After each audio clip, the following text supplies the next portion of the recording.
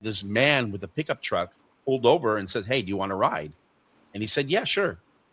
Got in the truck and drove up the hill. Saw Gary alleged they got to the top of 200th, and there were police and some activity going on.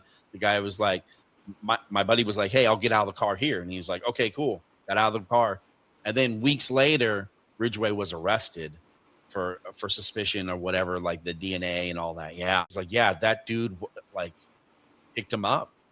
Yeah, yeah. My buddy said he was picked up by Gary Ridgway he picked him up on the side of the Oh street. my God. Yeah, I still Wow. have no, and that's something that though the mind of that's incomprehensible to us. We can't comprehend that type No. of we're like, you know what I mean? I don't want to Yeah. swear because it's radio, but you're like, what? Like we just What the F?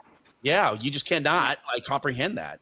And that's what we Yeah. kind of talked about, together. And I was like, because I've done a couple of these radio shows where we've talked about these types of things and talked about the psychology about it. And it's pretty crazy on what some of these, what they thrive and crave. It's very, very disturbing. It is. It's really disturbing. And one of my favorite rooms in the exhibition is the kind of FBI investigation recreation room.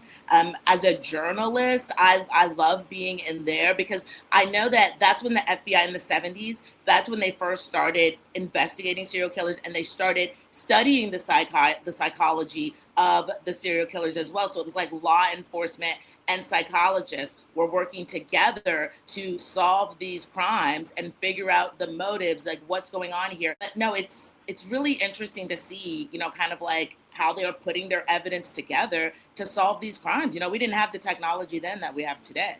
It's crazy because you look and there's like the three desks, the typewriters, the whole 9 yards of telephones.